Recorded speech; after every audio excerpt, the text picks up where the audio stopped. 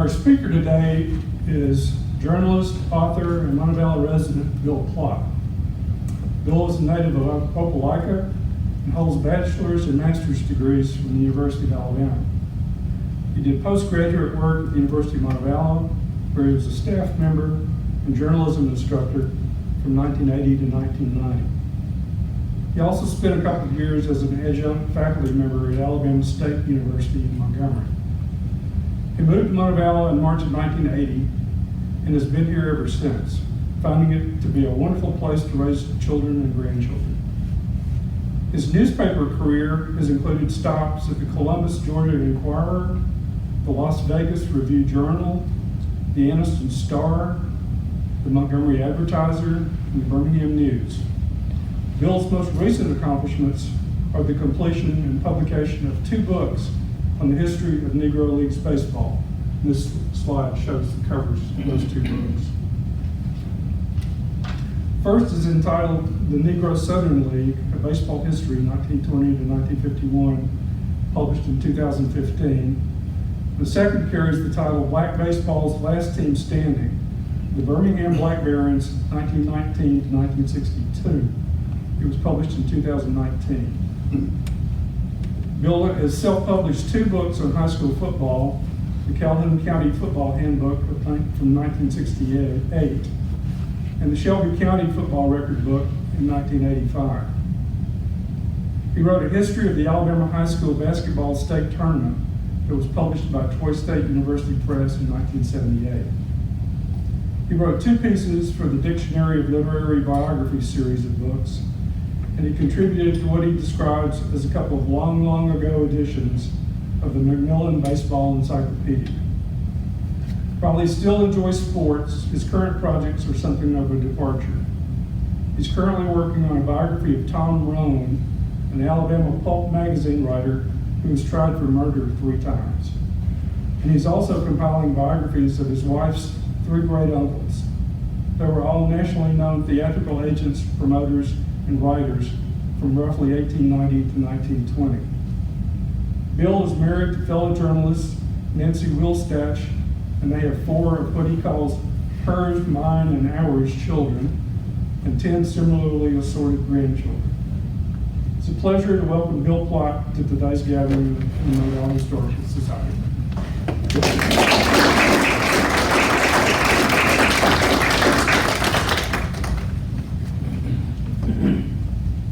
Clay, I appreciate that. I appreciate the opportunity to be here today, and I thank Clay for putting the slides together, which hopefully I will not screw up before the day's over with.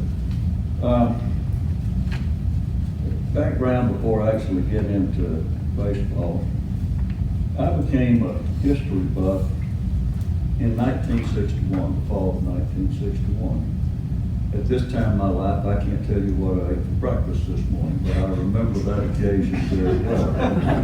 I was a freshman at the University of Alabama. My first class was History of Western Civilization. I think most of you will remember these mandatory classes, 100 kids packed in an auditorium at 8 o'clock in the morning, that sort of thing. Well, the professor was Bernard C. Weber. He was a noted medieval scholar, I think, was very much interested in secret societies like the Knights of Templar and that sort of thing. And so he delivers this lecture, and it was astonishing to me. In high school, history was nothing but memorizing names and dates. And they never lingered on what boys were interested in, mainly wars and battles, you know. It was just this rote stuff. Well, Weber was very animated. He would surround like this and lecture, and he rarely stood there. And with, excuse a little language, one of his lectures, he says, he's talking about a scene in a pub in England with these 2 rivals, and he says, he looks across the room, and he sees his rival, and he says, "You damn bastard," and he ran him through with his sword. Well, he cleared out about 5 kids. Half asleep there at 8 o'clock in the morning. It was just so animated. In fact, the history department there was full of good lecturers, and I wound up taking enough history to almost have a minor, even though my major and minor were in journalism and English. But that opened the door for me. It followed me into the workplace. I envisioned myself perhaps as writing true crime, that sort of thing. That never happened. But I did develop some skill as a feature writer at the Anniston Star, researching and chronicling interesting stuff in the history of that community. One such piece was on Ty Cobb. When I first moved to Calhoun County, I heard early on that he had gotten his start in Anniston. And so I decided to look into this, and I contacted Lee Allen, who was the historian at the Hall of Fame in Cooperstown at the time, and we became correspondents, friends over time, and he told me that Cobb's career had never really been fully documented, and so I got into that. That opened the door for me, and by way of that, I went to Montgomery to the State Archives for the first time, and would go down there and thumb through those old dusty volumes of the Anniston Star and the Daily Hot Blast. The Daily Hot Blast, isn't that a great name for a newspaper? That was so much fun. Well, I became such a fixture that William Letford, the archivist there, he would just wave when I'd go down there. I didn't have to sign in anything. I wandered back into the stacks. I had free range of the whole thing, and which was wonderful. And I also became friends with a couple of other baseball researchers, John Parton, who was in Asheville, North Carolina, Ray Nemick in Naperville, Illinois. They, along with Lee Allen, were founding members of the Society for American Baseball Research. And I became a second-tier member of that group in 1971. The research in Anniston on Cobb rekindled interest in baseball, but it also taught me two things about myself. One, I love doing research. And two, I love doing research on subjects nobody else knows much about. That's what was fun. I like breaking new ground. In Anniston, I got to do some of that. One of my favorite feature stories was a Sunday spread on the 1914-15 police murders, in which 8 cops and the chief himself was shot down in Anniston in that 2-year period. It was a wild foundry town.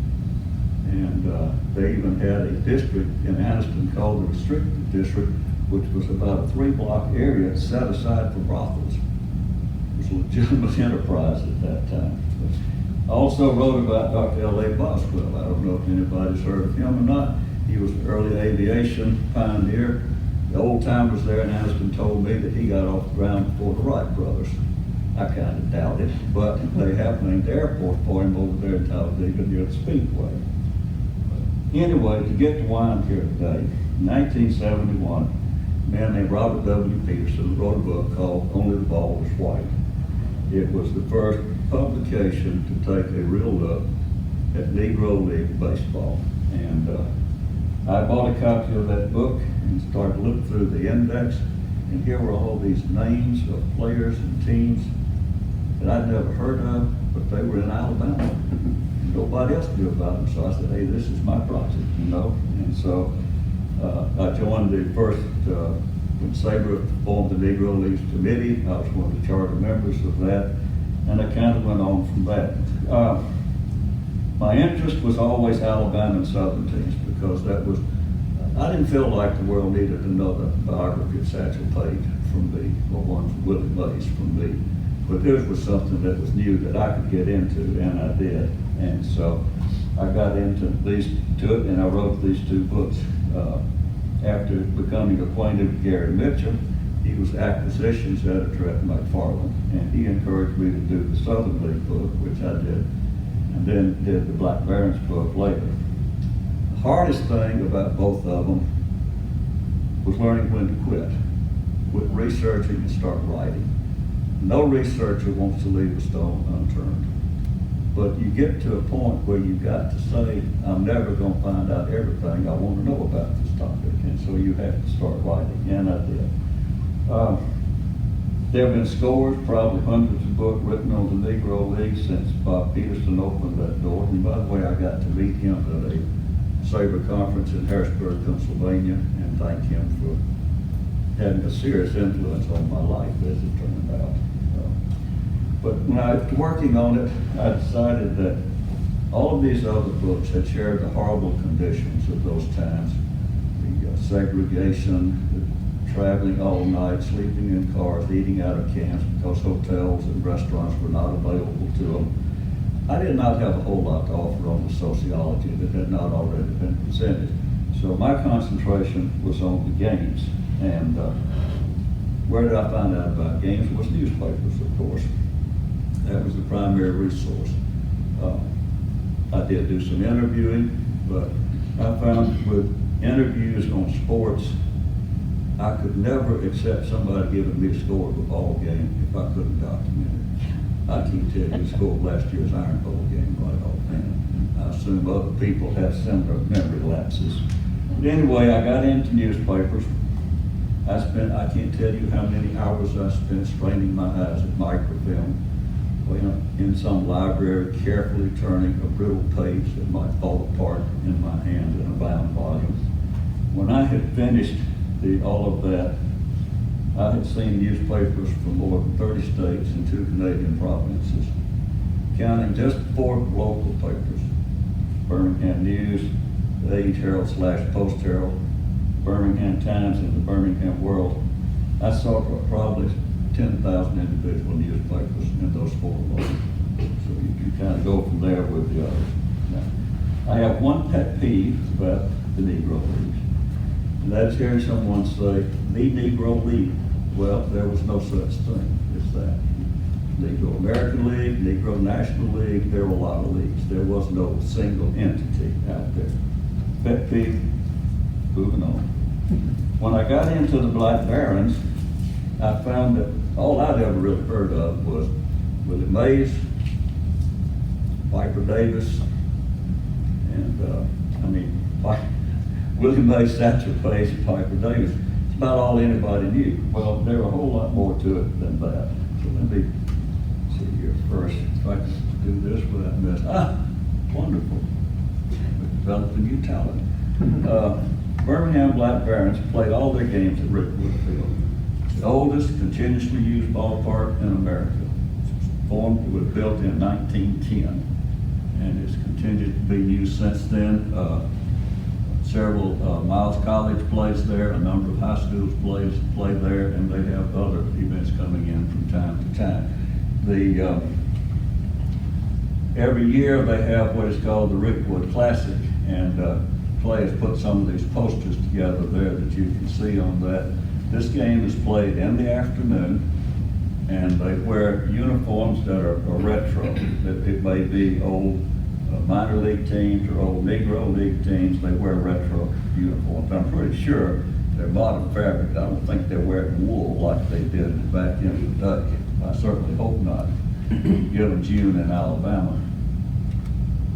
There's another one there. That's Piper Davis there in that poster. I quit buying the posters. They're wonderful, but I never place to put them after a while. There's the ballpark outside. All right, Willie Mays, arguably the greatest center fielder there's ever been. I wouldn't argue against that. Incredible athlete. And there's a great statue of him there. And that's, I guess, the catch, or one of the type catches that he was known for. There's Satchel Paige. No, every game Satchel Paige pitched was not a no-hitter, contrary to what he'd like to say. He was a fascinating person, though, and he had some great sayings like, "Don't look back, something might be gaining on you." I think we can all live with that. All right, let's get to these. Just move to the local aspect of this. 2 of the ballparks, the fields over at Stevens Park, are named for Clifford Dubose and Ray Haggins, Montebello men. I think we should all be proud of the fact that our city has recognized them and named these parks after them. And I think it's just a wonderful thing. Let's talk about them. Clifford Dubose, he was known as Pot or Doobie to his family and friends. He was born in Montebello in July 1937. an outstanding athlete at Prentice High School. He was given a tryout with the then Brooklyn Dodgers, but he got injured during the tryout at Vero Beach and had to return home. Once he recovered from that injury, he signed a contract with the Memphis Red Sox, which was in the Negro American League, playing outfield and third base. He reportedly had a 4-for-4 game over somewhere in Mississippi one day. He attributed much of his early success to his roommate Ray Haggins, who we'll hear about in a minute, and another player named Eddie Reed. But Dubose' pro record was career was kind of limited. The Red Sox cut him after 3 months. He managed to get on with the Black Barons, but didn't last there either at first. So he went to the Industrial League in Birmingham, where all of these distilled mills and pipe shops and everything had all of these teams, and he played there, honed his skills, and then got signed with the Black Barons again, and this time he stuck. He played with them for 2 years. When he left pro ball, he went back to the Industrial League, playing there, and he coached youth baseball. Clifford died in 2013 at the age of 76. Here.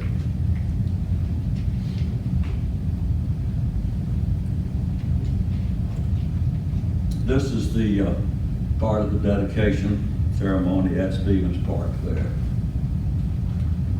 There's Ray Haggins. Clifford, I think, was gone at that point. Ray was still with us.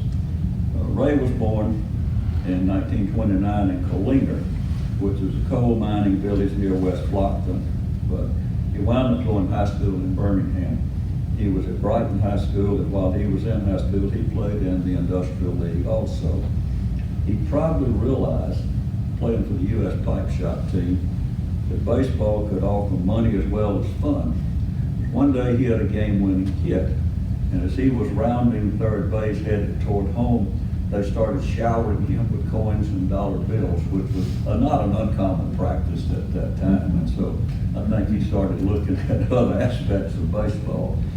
He signed with the Nashville Cubs in 1949. They played in the Negro Southern League. He also played with the Barnstorming House of David team. I don't know if he had to grow a beard for that or not. Check on that. And then he got drafted into the Army in 1951, and he played at a camp in Missouri while he was in service. After his discharge, he joined the Black Barons. But after a few months, they traded him to the Memphis Red Sox, where he stayed for 4 years. He was the 3-time All-Star. He played in 3 of the Showcase East-West All-Star games in Chicago. A UAB professor, Larry Powell, wrote a book on the Black Barons in 2009, which was largely oral history type interviews, and he said in there that Ray was victimized by not only the normal prejudices of the times, but also by Major League Baseball's crassness and greed. The Major Leagues decided to stop buying contracts of the Negro League players from their teams. They'd go to the players directly. Well, the Chicago White Sox signed Haggins under those conditions, but they had to return him because he was already under contract with Memphis. Memphis and the White Sox would not negotiate, and so that was his shot at the major leagues was really there. And he was not the only one to get victimized by that sort of thing, because it was still a period in which Major League Baseball had an unspoken quota on the number of black players that they would accept at that time. Ray died in 2020 at the age of 90. Now, I'm going to move into a couple of great players that I have just found fascinating in my research. One of them was named Buford Geechee Meredith. I don't know if Meredith picked up his nickname because he came out of the Georgia and South Carolina Geechee culture, or if he just had a manner of speaking that led people to think he was Geechee in his background. But he was a fixture with the Black Barons from 1919 until his untimely death in 1932. He was so much of a fixture that the Polk City Directory one year listed his occupation as ball player. I never saw another Black Baron player listed that way. They were usually listed as laborer or miner or something like that. But that's how well known Meredith was. Played second base and shortstop. decent hitter, an excellent fielder. And the Birmingham Sports Writer wrote in 1920, shortstop Geacher, as he called him, played a nifty game for the local team. He fielded in faultless style. If there's a better shortstop in the league, he hasn't shown up at Rickwood this season. In the game after that, Mr. Montgomery, he was credited with making 2 sensational catches in the 9th inning to save the game. Both of them involved flipping a somersault for some reason or other to catch the ball and throw it back in. He was with Birmingham, as I said, except for 1 year, from 1919 to 1932. He was electrocuted in a mining accident at Saverton Mines in 1932. He was just 31 years old. He left a wife, Lily Mae Browder Meredith, which is a name that comes back into play, and several children. In spite of being arguably the best known Black Baron in the 20s, there was never a photograph of him that ever appeared anywhere to my knowledge, in none of all those many books that were written on the Negro Leagues. But one night, I was conducting endless searches again in Ancestry.com and newspapers.com, hoping I might find some obscure fact that I'd not been able to up to that point. All of a sudden, I hit an obituary for a Buford Meredith in Kent, Ohio. He was born in Birmingham in 1921, the son of Buford and Lily Mae Browder Meredith. Now, I had a serious lead. After several dead ends, I latched on to Derek Mackett in Clarksville, Tennessee. He was the deceased man's grandson and was the great-grandson of Geechee. He said he had a photograph of his great-grandfather in his office standing with another ball player. And he sent me a scan of it, and with Larry Lester's help, I was able to determine that the other player was Saul Davis. And so that was the first published picture ever of Geechee Meredith, to my knowledge. And I was thrilled with that, but I was also thrilled with the fact that I was able to give his family a handle on his career, because all they knew was he had played for the Black Barons, and now they had something definitive to work with on that. Next, and I should, excuse me, I'm not used to doing this kind of thing. There's Meredith. He's the guy right here. That's Saul Rareback Davis, as they called him, on the left there. And I have no idea what year that is, but they're in Black Barons uniforms. Now, to the next player. Now this is Meredith's death certificate, which shows that he was electrocuted by accident at Saverton Mines. Funny thing, in the day when I got that, the internet was not fully established. You know, you can go on there tonight, you can get any birth certificate, death certificate, anything else you want on the internet. Now, if you go look for it, I went to the Jefferson County Health Department. I had learned the date, and I went there. I wanted to buy a copy of his death certificate. And the lady says, "Are you a relative?" I said, "Well, maybe not exactly, but well, I'd still like to have a copy of the death certificate." So I did. All right, now, this is out of sequence, but I'll just go ahead and deal with it first, because it's another interesting one here. In 1956, a guy named Billy Joe Moore played with the Black Barons. He was an incredible hitter. He wound up winning the league championship with a .373 batting average. And then after that, he vanished. He was not mentioned the following year in any of the preseason stories about the upcoming season or any of that. There were no references to him. And it was just really puzzling. Not even Marcel Hobson, who wrote for one of the black newspapers and was a huge Black Barons booster, mentioned him. So I was totally puzzled. I do know something about the route he took to get to Birmingham, though. Moore was born May 28, 1930, in Clinton, Oklahoma. In 1948, he was sentenced to 15 years in the Oklahoma State Penitentiary for burglary. But in prison, he became one of these prison athletes that develops a reputation, huge batting average, a lot of home runs, that sort of thing. He came to the attention of New York Yankee scouts Joe McDermott and Tom Greenway, who was the man that discovered Mickey Mantle. The Yankees persuaded the state of Oklahoma to grant him a 60-day leave to go join the Grand Forks support the North Dakota team in the Northern League for $250 a month. The deal was if he made good with the club, he was out. If he didn't, he returned to prison. Well, he got a leg injury, and his batting average was way down like 202 or something, and so in mid-July he was released, apparently returning to prison. His release date was set in May, so apparently he did get out, but he had to serve the remainder of his time there. Well, then he comes to Birmingham and has this sensational career for 1 year. I'd say a career because that's all they ever found of him outside of prison. And so trying to figure out what might have happened to him, you're looking in the U.S. Social Security Index and the Find Grave Index, I found what appeared to be an obituary. Billy J. Moore had died in Atoka, Oklahoma in 2006. I got the librarian in Atoka to fax me or to email me a copy of the obituary, and I looked at it, and the obituary was for a 76-year-old white attorney, Billy J. Moore, who was born May 28, 1930, but in Texas. And so Billy Joe Moore remains a mystery. I have no idea who the guy was other than a temporary jailbird, at least for a few years there. And then this kind of research can drive you nuts. And that's one of those things that'll always linger. All right, now this is one of my favorites, Forrest and Wing Maddox.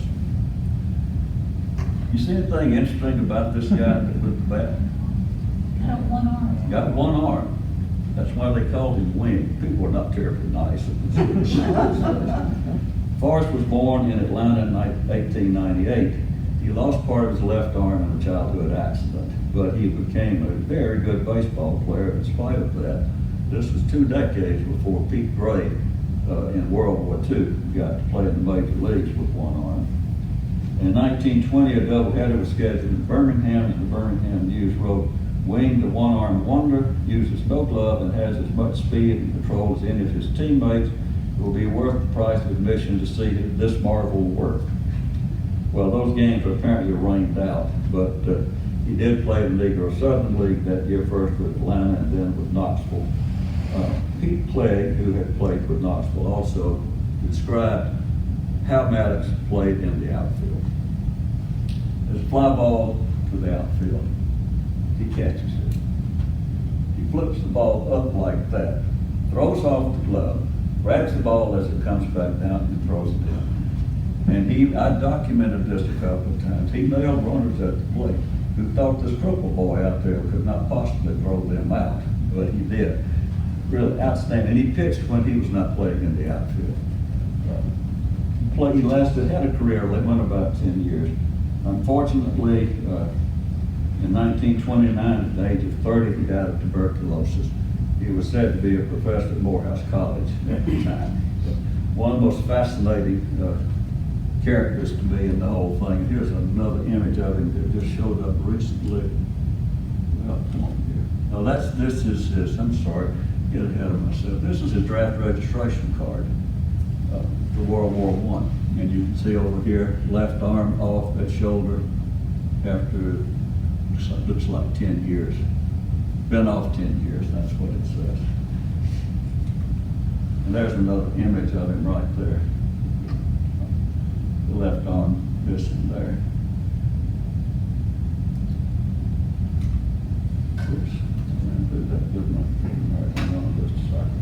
I think I'm out of images. Hang on. Yeah, that's the last one. I have another Moore beyond Billy Joe. This one was not a player, he was an administrator. Interesting character. 1954, 2 of the most storied black baseball teams wound up with white ownership. A man named Tom Barry bought the Kansas City Monarchs, and Sue Bridgeforth sold the Black Barons to white local businessmen. Sue Bridgeforth has a connection to Greg Reese, which maybe he'll share with us sometime because it's a fascinating story. In an effort to offset the unhappiness in the black community over not having any black control of the club, the owners decided to hire the Reverend Dwight Gatemouth Moore as vice president. A well-known evangelist, gospel singer, radio announcer, Moore was a high-profile choice. He had been a successful blues singer with such hits as Baby, I Ain't Mad at You and Did You Ever Love a Woman? But he had a bandstand conversion in Chicago in 1948 when he gave up secular music and turned to the gospel. One might not have expected such a religious experience some years earlier.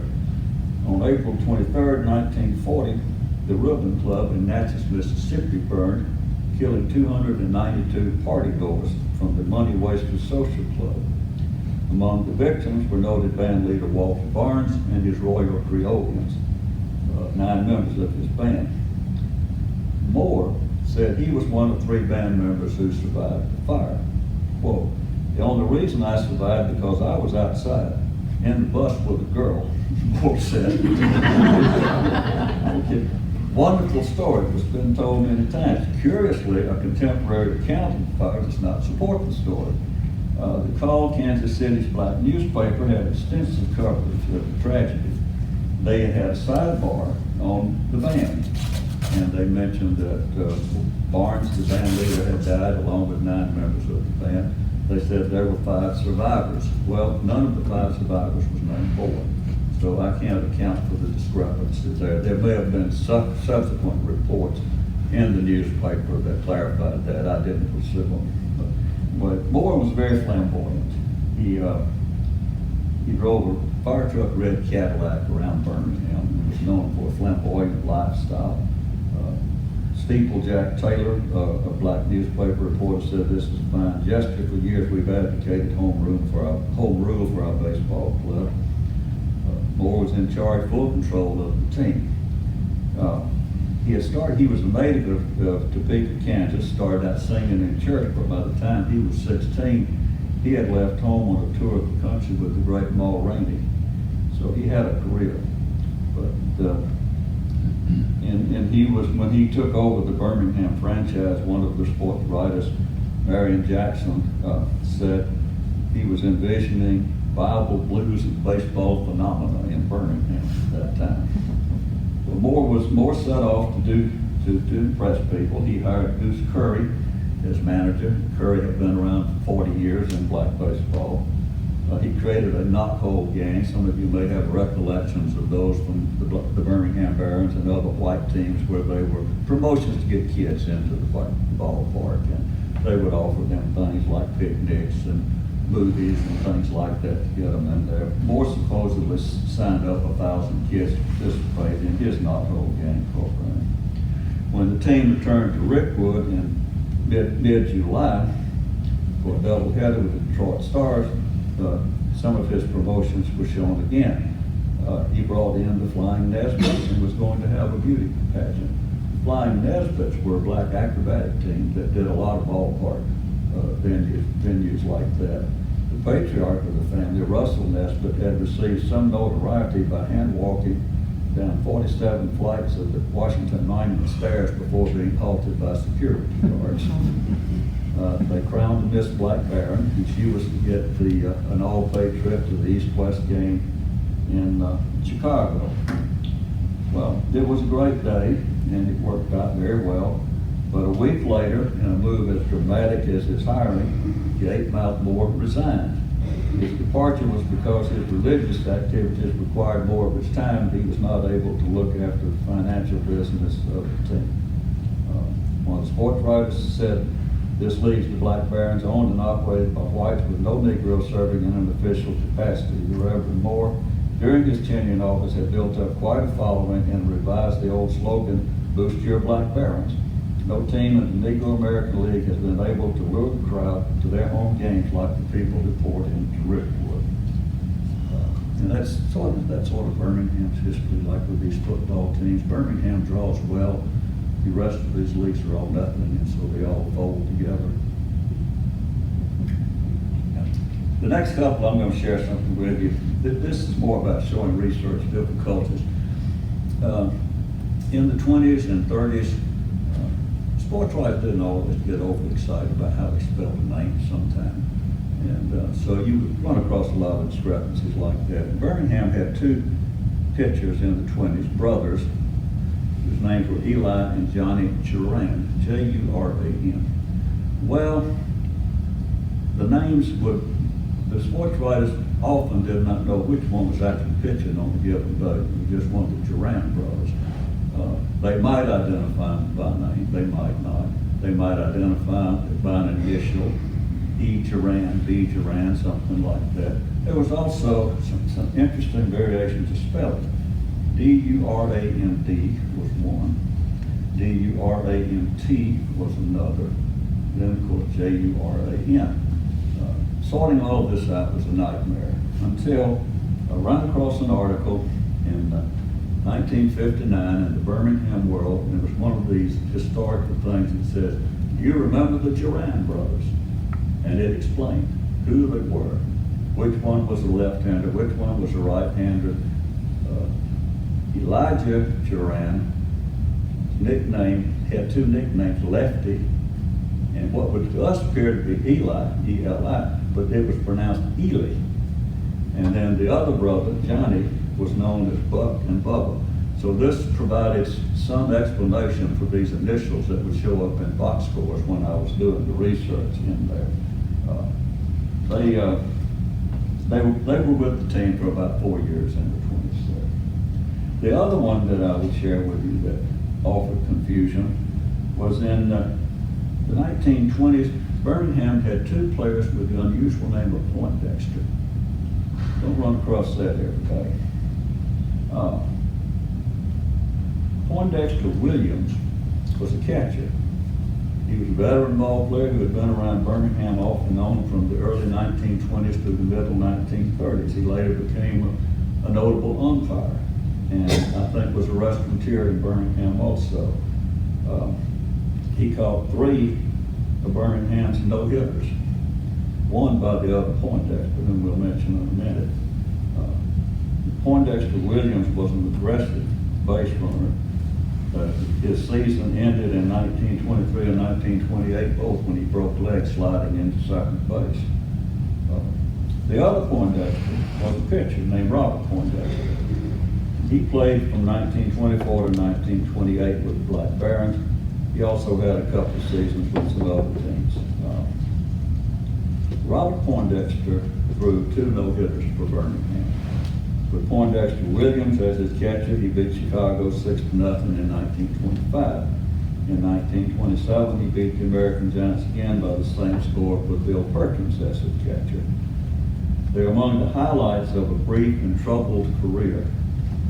He had a drinking problem that resulted in an arrest occasionally. Then he was reportedly drunk when he shot his Memphis Red Sox teammate J.C. McCaskill in 1929. McCaskill subsequently lost both legs, ended his career. Poindexter's career deteriorated after that. Out of the mainstream, he played with some independent teams. Despondent, he attempted suicide and failed. But about a year later, he was stabbed to death in an altercation in Washington, D.C.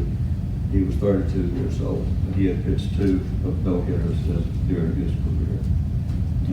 I will close with one little incident about a game which I found fascinating.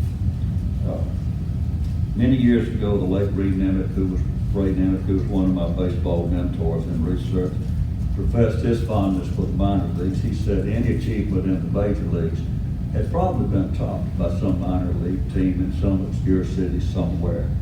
I found one of the Black Barons games that I think fits that category. In May of 1946, Birmingham was in the Negro American League pennant race. They had a 6-game series with Memphis that month. 3 of the games were at Rickwood, another one in Montgomery, one in Atlanta, and then one in Gadsden. The Gadsden game was marked by an abundance of extra base hits, 2 triples, 6 doubles, and 6 home runs. Trailing by 4 runs in the bottom of the 9th, Birmingham rallied to tie the score at 13-all. But the Black Barons did not get a chance to win the game. The 6 home runs and numerous foul balls that were not returned resulted in the umpires running out of baseballs. And they had to call the game as the 13-13 tie. I don't think any major league team has ever come up with something like that. Thank you very much. I appreciate your attention.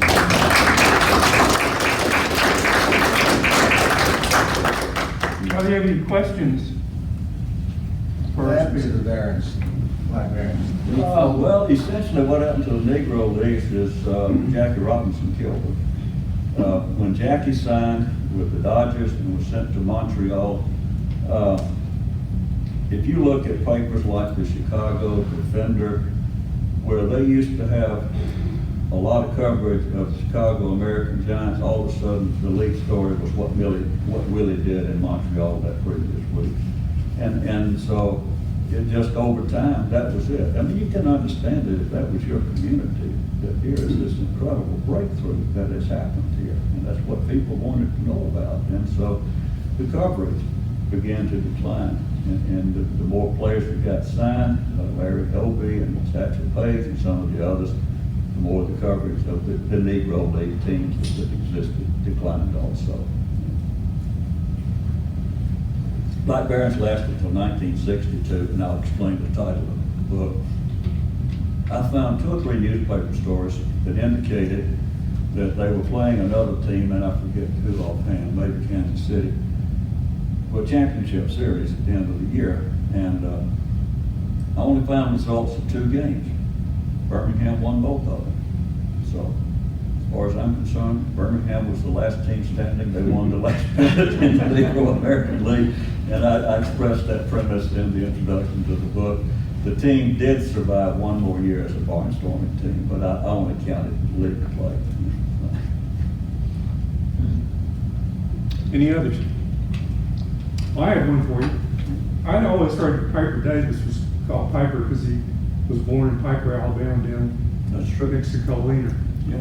So we could sort of count him as a Montevallo boy too, I guess. Well, yeah, we could really. Okay. Yeah. And Piper and Colina were neighboring coal mining villages there, and an interesting thing was that in the 1930s there was a high school there, Piper Right. Colina High School, and I remember because I was always tracking down something, sports or history or something, and I wound up talking to an old guy over in Selma who had been a railroad engineer, and he played football at Piper Colina High School, and came up with a picture of the team from one of the 1930s there. It showed me one time there.